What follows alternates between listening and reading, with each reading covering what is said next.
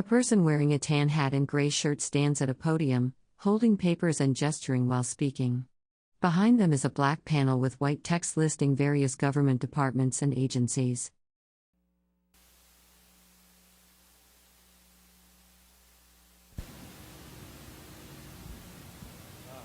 Good afternoon, ladies and gentlemen. How's the heat?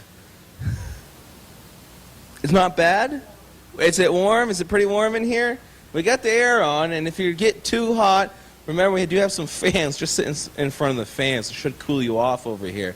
Man, I didn't know Montana could be so hot. Now I'm from North Carolina. It gets hot out there. It's not. A person in a ranger uniform and tan hat holds a microphone while looking at papers on a podium. Behind them, partially visible text mentions Army Corps and Department along with Wildlife and Station, Fed. Not even warmed up yet. I don't know how much hotter it can get out here. Let's hope things cool off. Welcome to the 10 of Many Voices. My name is Aaron Gross. I'm a park ranger with the National Park Service, and I'm on this mobile exhibit, bringing this bicentennial across the Lewis and Clark Trail, bringing the stories of the people, the local people, and people who are far away, of the Lewis and Clark story. What happened 200 years ago, what's happening presently on the trail, what's going to happen 200 years in the future. And at this hour to talk to us about A person wearing a tan ranger hat and gray shirt holds a microphone and clipboard while speaking. Behind them is a projection screen displaying text about the Department of the Interior, Conservation Service, Corps of Engineers, and Fish and Wildlife Service. Salish perspective, we have Tony Incashola, who is the director of the Cultural Committee. And he's going to say a few words to you guys. So let's give him a nice warm welcome here in the 10 of Many Voices. There you go. Saying that, hand it over to you, Tony. Okay. Thank you. It's kind of warm to be sitting around out here. I hope the air conditioner is working. First of all, I'd like to say thank you for being here. I know there's many things that's going on around the big city of Missoula. I was born and raised here, well, not here, but in St. Ignatius. And I had the opportunity to be raised by grandparents. That's probably a big plus for me. Reason why I still possess my language and my culture. The Salish people consists, when you're talking about the Flathead Indian Reservation, you're talking about the Confederated Salish and Kootenai people. The Confederated Salish consists of what we call the Salish, or the Bitterroot Salish, and the Upper Pend Oreille, or the Upper Kalispel. The Lower Kalispel is in eastern Washington. This territory here has been Salish territory for hundreds, thousands of years. They have been scattered throughout most of Montana. According to our elders who have passed on these stories from generation to generation, that the Salish speaking family, the Indian people that belong to the Salish language family, consisted of one large group of people at one time.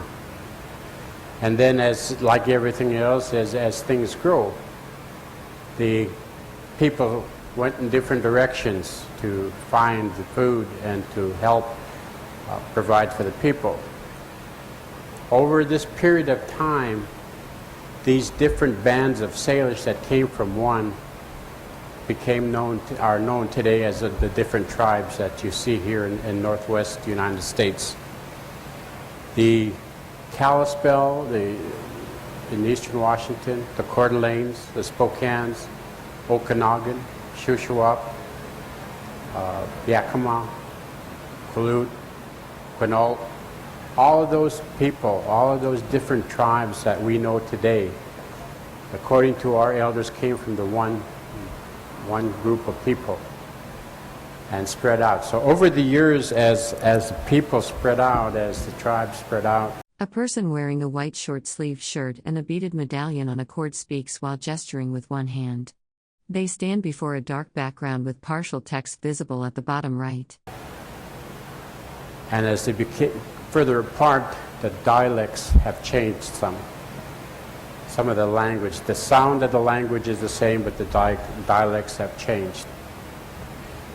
The area, the people in this area, the most, the Spokanes, Coeur d'Alenes, the Lower Kalispel, the Upper Kalispel, or the Pend Oreille, and the Bitterroot Salish can all speak and understand each other today. But as you go further west to the other Salish tribes, you could see hear the dialect change, and therefore some of the communication is not as easy with other tribes. Back in the early times, as our elders have talked about creation stories, although I can't tell any now, according to our tradition, creation stories are stories that tell the beginning of time for the Salish people. And these creation stories, for every tribe, have different main characters, if you will, in their creation stories. The people here, the Salish people here, their main character for the Salish people is the coyote and the fox. Different tribes, like the Alaskan tribes, their main character is the raven. So it all depends on what sort of animal in those areas are the main characters of the people. When I say main characters, these are the people, the animal, what we call the animal people, who were put here first by the Creator to rid all evil. And as these animals went through here and got rid of all the evil things that's in here, although they didn't succeed in completely getting all of the evil things, as they went through, they left land formations. And these land formations today are reminders to our young people about the creation stories and what took place in those areas. For those of you that live in this area or might be familiar with the medicine tree down in the Bitterroot, that's one of the creation stories. There's a couple of figures just outside of Lolo is another creation story. Down in the Bitterroot area, just east of Corvallis, is another area of creation stories. And up there on what is now the Flathead. A person wearing a white short-sleeved shirt and a beaded bolo tie stands speaking against a gray background. They appear to be on a stage or presentation area with a microphone clipped to their clothing. Lake, the southern edge of the Flathead Lake, is another creation story. So needless to say that the elders are not too happy with what's taking place up there with the road construction. The road construction has taken part of the creation story that remained there. That creation story is probably one of the older ones because it dates back to the time that is describing probably the end of the Ice Age. And so the stories that we have talk about the animals at that time who were, again, I shouldn't be getting into these stories because I'll get in trouble. But this creation story talks about a period of time where there was a struggle between certain animals in that area, and what they were doing were they were struggling over day, night, warm, and heat. And so you look back at the time of the Ice Age, when the ice was going back and the water was going back and forth. At that time, last Ice Age, when it broke up, was part of this creation story. Someday hopefully you'll get a chance to hear the complete story, what took place there. Like I said, traditionally we aren't allowed to tell creation stories during the summer months. We only are able to tell them from the time of first snow until the first time you hear thunder in the spring. It's the only time you can tell, we're allowed to tell. Although the elders have never really specifically will tell you why you can't do that. It leaves you guessing. The only thing they say is if you tell a story out of season during the summer months, you will be visited by a snake. So because of that, I don't tell those stories. Anyway, this area, the story that goes from there, and it comes through as the evil was destroyed, and then there was the humans that were put here. And at that time, the Salish people, as I said, came from the one group and spread out into the larger, many different tribes as you see today. I belong to the most eastern band of Salish-speaking people. I am a combination of both the Bitterroot Salish and the Upper Pend Oreille or Upper Kalispel. As time goes on, the younger generations like us, we become kind of... A person wearing a white short-sleeved shirt and a beaded lanyard with an ornamental pendant speaks at a microphone against a gray background. They appear to be mid-presentation. Behind 57, if you will, because over the years, as history progressed and as it went on, tribes came together. And that's why I belong to not only to the Bitterroot Salish. I have relatives at Pend Oreille. I have relatives that are Nespers. I have relatives that are Spokane. The bands of Salish that lived in the southern, I guess if you divide the Montana the way it sits now, kind of like the bottom half would be occupied by what we call the Bitterroot Salish. Their main area was in Three Forks, Montana. That was their main area of concentration, and they hunted and they did all that was necessary in their lives in that period, from that area. The other bands were in the Bitterroot area. The western part where we're at now was mostly a wintering area for the Salish people. This vast area, all the way from what is now Billings up north to the Sweetgrass Hills, in parts of Canada, northern Idaho, eastern Washington, parts of Wyoming, and to the Yellowstone. That was the vast area that the Salish people occupied and used in their lifetime. Their lives were around that. But, so as time went on, the bands that were over here, we had a band of, like I said, their main area, the Bitterroot Salish, the Upper Pend Oreille or the Upper Kalispel.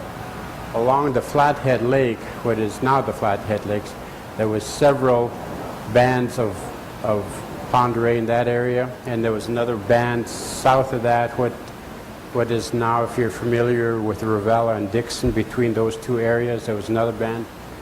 East of the mountains, there was a band in the Helena area, and there was a band in the Great Falls area. The band in Great Falls, the one band of Salish there, was known as the Tutnachen band of Salish.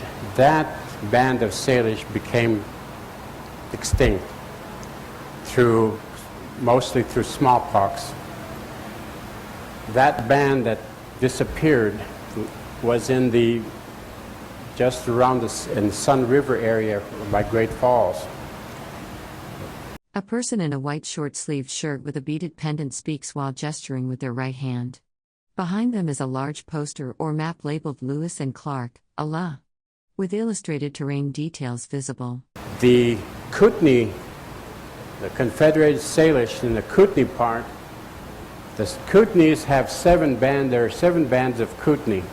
Their main area was in the Tobacco Plains, up there, what is now Canada. There was another band in northern Idaho around Bonner's Ferry, and then the one band that came here around the Flathead Lake. They would come to the Flathead Lake area, and then up by where it's Browning. That was their main area, then back up to Tobacco Plains.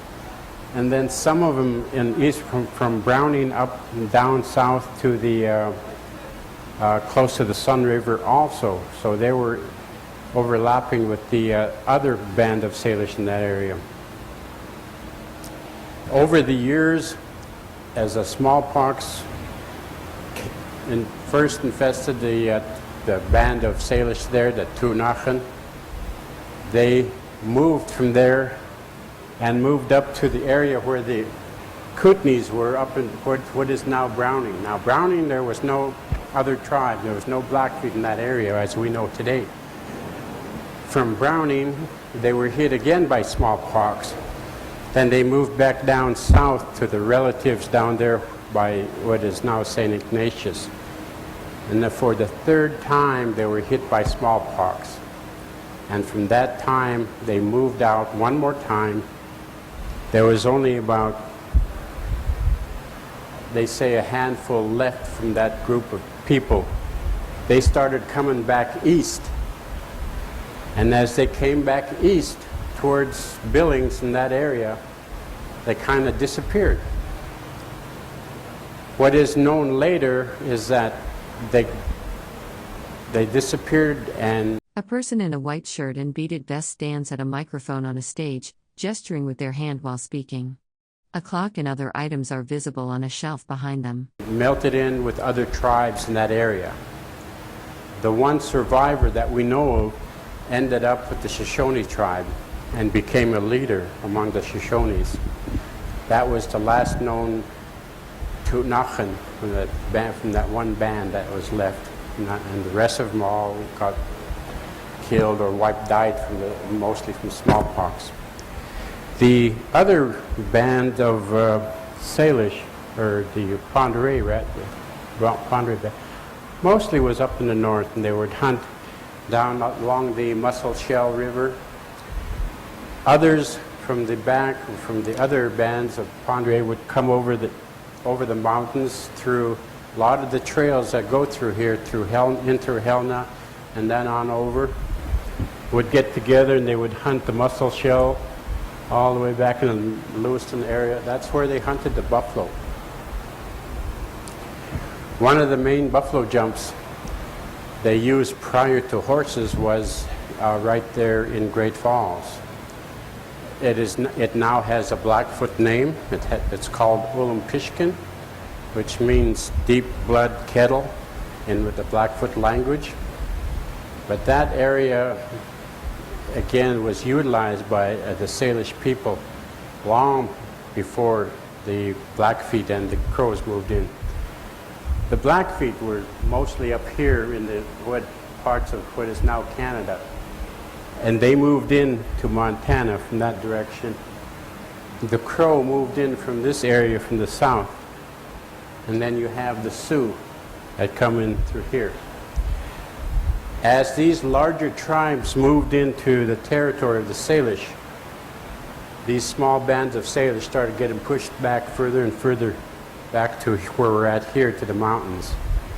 And over time, the risks and the danger with the fighting with those tribes became so much that the western part where we're at now, the Bitterroot and the Flathead Lake, became permanent areas instead of mostly wintering area, because the buffalo was one of the most important part of the Salish people at that time.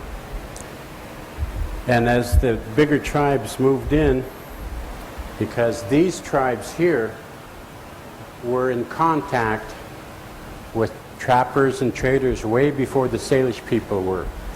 So therefore, they had access to horses and to firearms before the Salish people. Actually, I think the Blackfeet, I think it was almost 30 or 40 years before. A person in a white polo shirt with a beaded bolo tie stands at a microphone, holding papers, in an indoor venue with wooden furnishings and a water bottle visible on a table behind them. After the Blackfeet got their rifles, firearms, before the Salish were able to get some from the south here. And that kind of leveled the playing field a little bit. But because those tribes were so large, a lot of times allies, other allies of the Salish people, the Nespers, the Coeur d'Alenes, the other bands of Salish would band together to come and form a larger group to come east and hunt the buffalo. A person in a white short-sleeved shirt stands at a podium on a small stage. They wear a microphone and face toward the right. A water bottle sits on the black podium surface behind them. Because, larger numbers were safe. The Blackfeet wouldn't attack when they seen a large number of Salish people.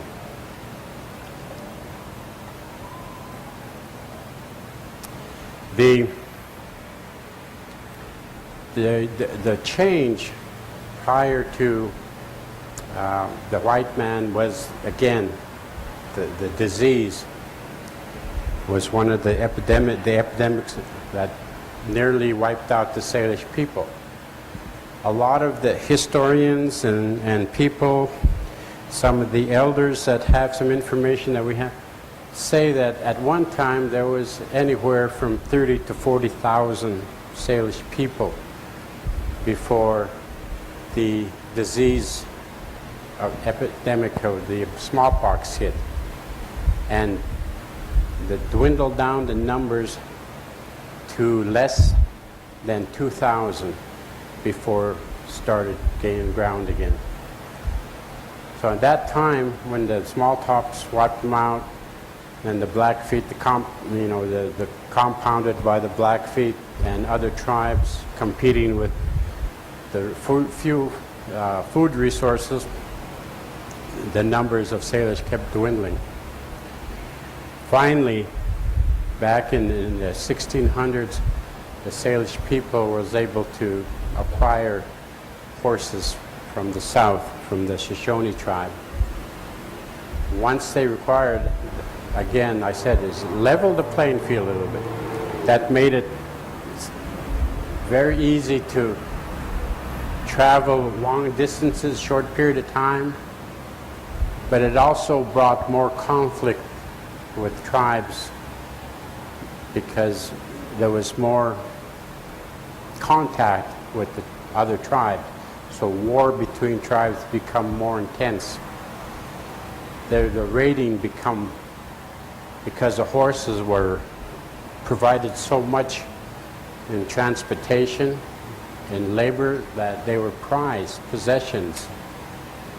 So the more horses you got, the higher status you were.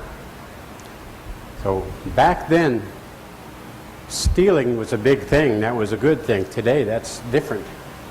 So today, as they go out and raid and steal horses, they became higher ranking in status with the tribe. They were looked at as brave warriors.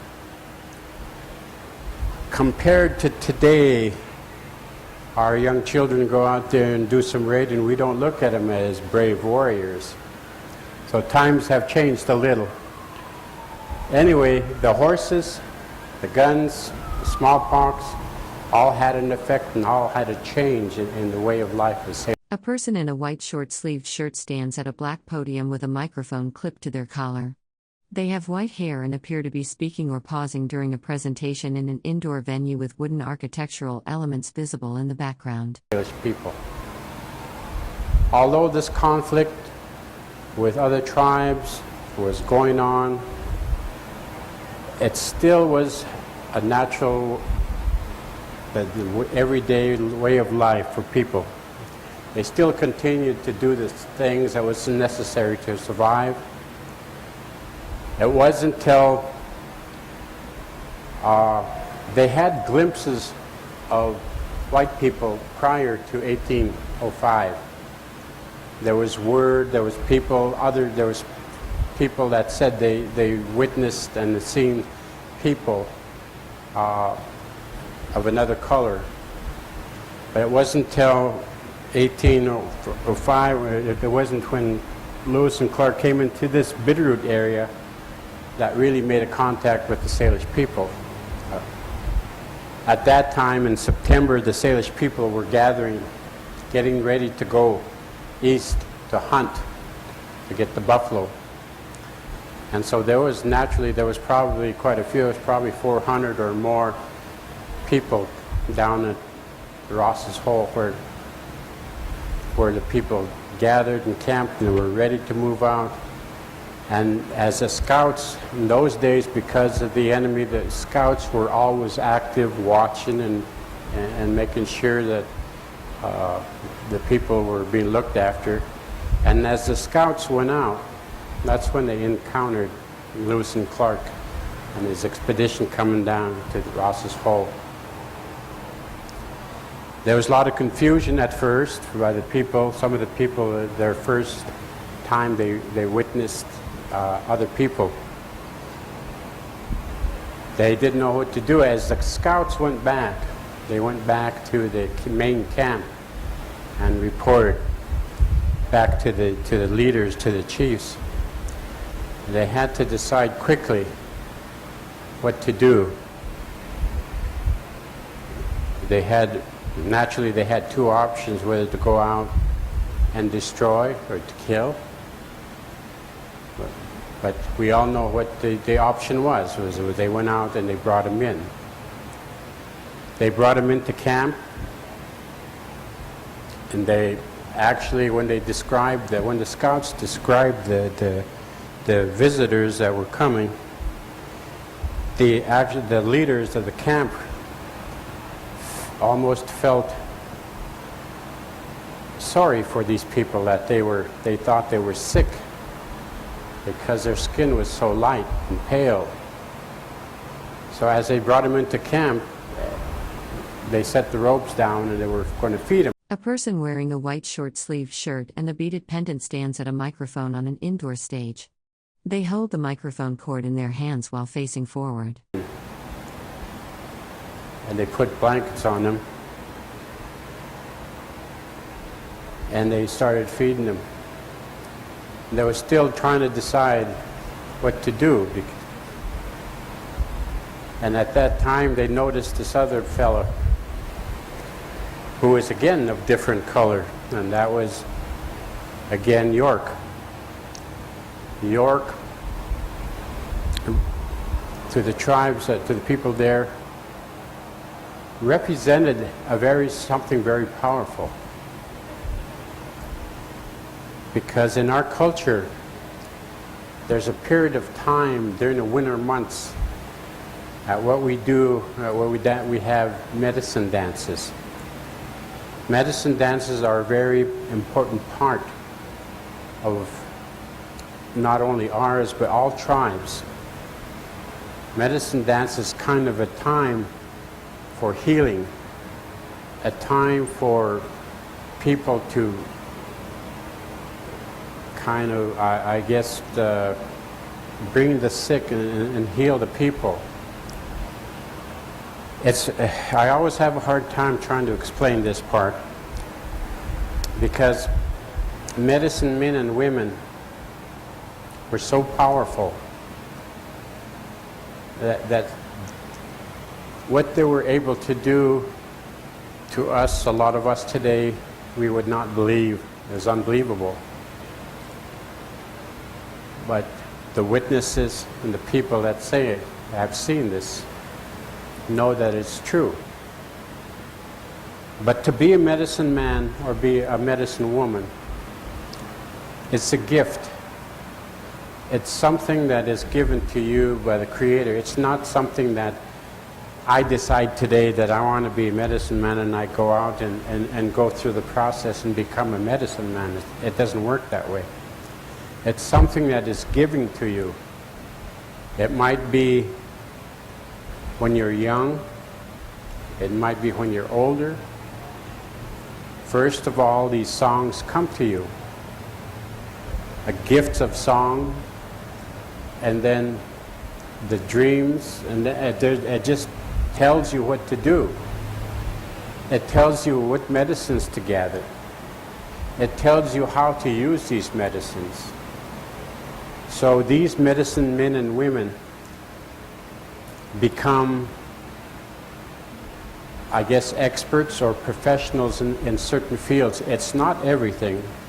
It's like today's doctors. We have specialists we have bone specialists. A person wearing a white polo shirt with a beaded bolo tie stands at a microphone with one arm raised, speaking in front of a gray backdrop. Text visible reads Department US 4 and Partmen. We have heart specialists. We have specialists all over here today. Medicine men and women at that time were the same. They were specialized. They specialized in certain areas. So whatever ailed you, you couldn't go to a certain one. You had to go to a certain one, rather, in order to get help. You couldn't go just to anyone. But anyway, once these people got the gift, it was a lifelong commitment from that period on, that the rest of their lives was committed to this one function, is that to be medicine man and woman. And during that process of his lifetime, he continues to gather and continues to be told what to get. Thus you have a medicine bundle. Those medicine bundles are very, very sacred.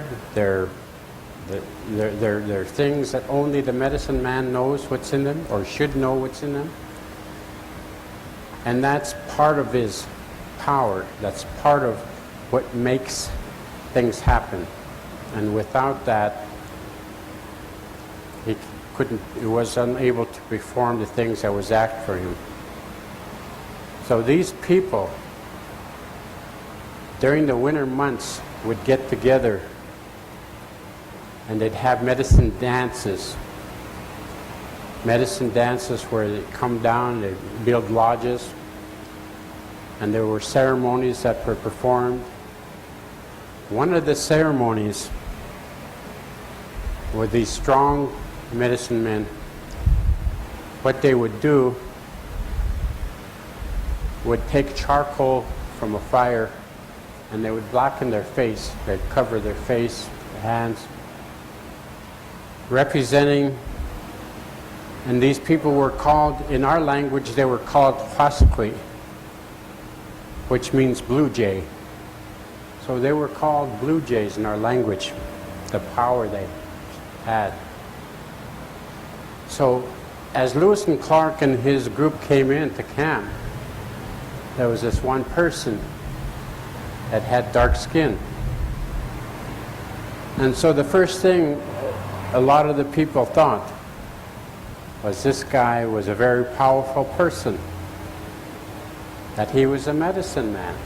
They thought that it must have been their medicine man. So naturally, out of curiosity, they had to see if it was. And a person in a white short-sleeved shirt and beaded pendant stands at a microphone in an indoor setting with wooden furnishings and a wall clock visible behind them. But the charcoal didn't rub off of him. So I don't know exactly whether they believed or whether they had added more confusion to the people there, why that happened. Because communication was very hard at that time. There was a lot of sign language that was mostly taken care of, but that was how you communicated back then. But anyway, it was decided to help these people because they thought they needed the help. They thought they were hungry and that they were sick. On top of that, their horses weren't looking too healthy either. So that's when they traded horses. And that's when they stayed there for a few days. And that's when they guided them and showed them up to the Lolo area. They rode with them part way from the Ross's Hole. We took them up here and got them in the right direction, and then they went back. Then they continued their hunt to go hunt buffalo hunting. That was their brief encounter with Lewis and Clark. Little they know that would be, the change would even be more once that took place, once they had. I think that was a lot of the confusion, was that they didn't know whether that was going to add more to what was taking place already with their wars and their conflicts with other tribes, their competition for the resources that were here. But they let them go and let them go on. And as time went on, and as more and more people moved into this area, again, forced the tribes into smaller groups. Then in 1855, when homesteaders moved in, looking for homes, looking for land to put in their gardens and their to plow. In 1855, after the governor went through here, the territorial governor went through here and seen the need for the homesteaders, that was when he came to try to make agreements with the tribes. Thus, the Treaty of 1855. A person in a white polo shirt stands at a podium wearing a microphone and beaded necklace with pendant ornaments. They gesture with one hand while speaking. A water bottle and papers sit on the table beside them. A partial banner reading USF and Depart is visible behind. And the Treaty of 1855, although the land that the Salish people occupied, in order to retain part of their life, part of their way of life, they ceded over 20 million acres of Aboriginal territory that they utilized, that they hunt and lived in, for a promise that 1.2 million acres would be set aside for them, for the tribes, explicit use for them only. But as we know, as time went on, things changed. More land was taken. At one time, the tribes owned, because they were taken from outside and were trying to be taught to live a different style of life, to be farmers and to be ranchers. Very few people survived. Very few people accomplished that feat. We had a few people that made it and became cattlemen, but the rest of them failed. So in the process, like everything else, the mercantile, the people gave them the implements and the seeds and whatever is necessary to create a farm. They weren't farmers, so they didn't know how to do it. So naturally, their crops failed. In order to pay for the implements that was given to them, they sold land. And so they started losing their land. And it wasn't until 1935 when the Reorganization Act was introduced that put a stop to that.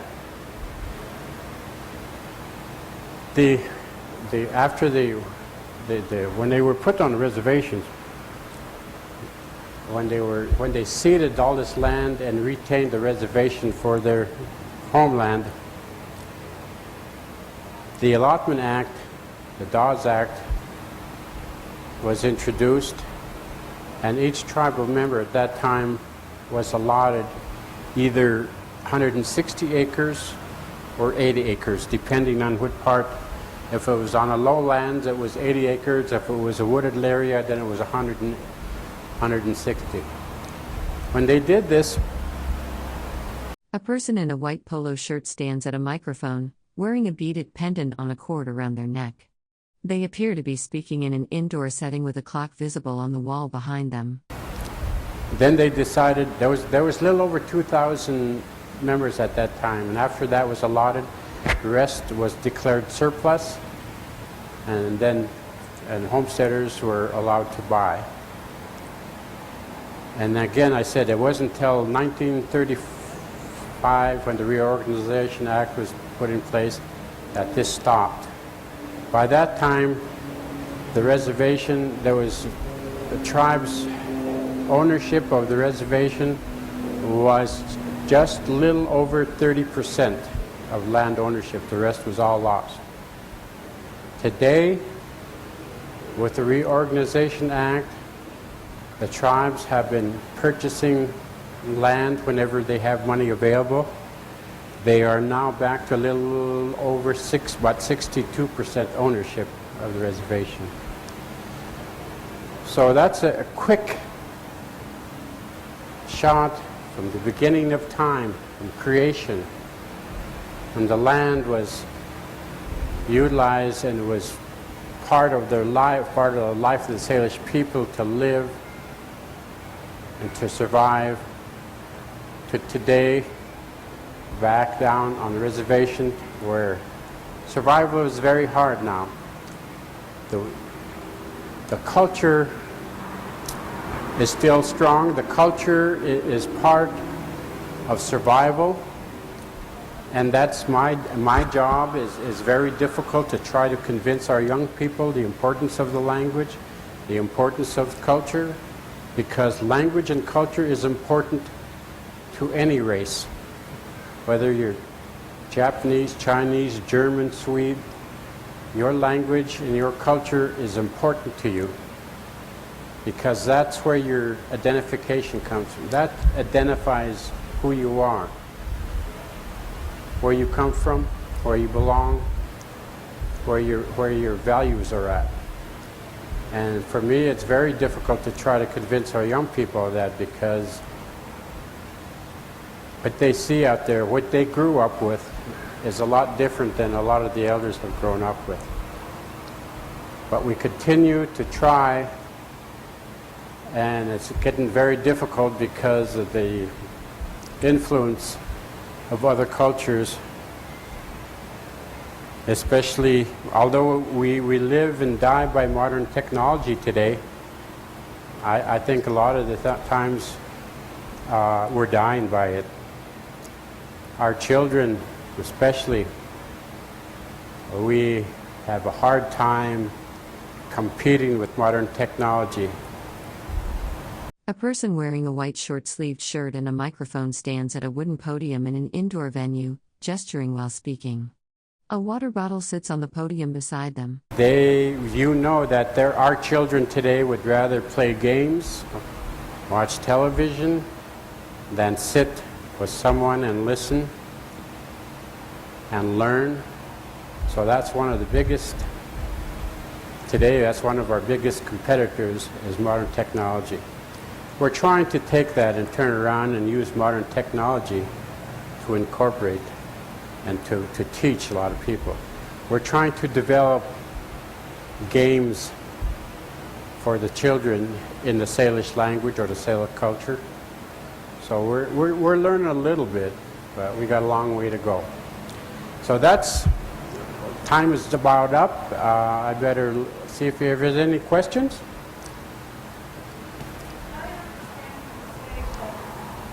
A person wearing a white short-sleeved shirt stands at a microphone against a dark backdrop with partial text visible listing various government departments and agencies. Yes, it was just like anywhere. When you're given farm equipment and you need farm equipment, you need seeds. The only places available was the mercantiles that was kind of sparse throughout. That they offered, and they gave that's where they bought the seed, that's where they bought the equipment from. And so naturally, if you borrow something and you can't pay it, you have to pay it somehow. So the only thing that they had was land, so that's what they sold, the land to pay for their debts. Any other questions? I know it's a short time to try to cover thousands of years. I always have a difficult. A person in a white short-sleeved shirt and light pants stands speaking on a stage, gesturing with their hand. Behind them is a projection screen displaying a list of U.S. government departments and agencies. Trying to pick out which ones to share with you. Thank you very much.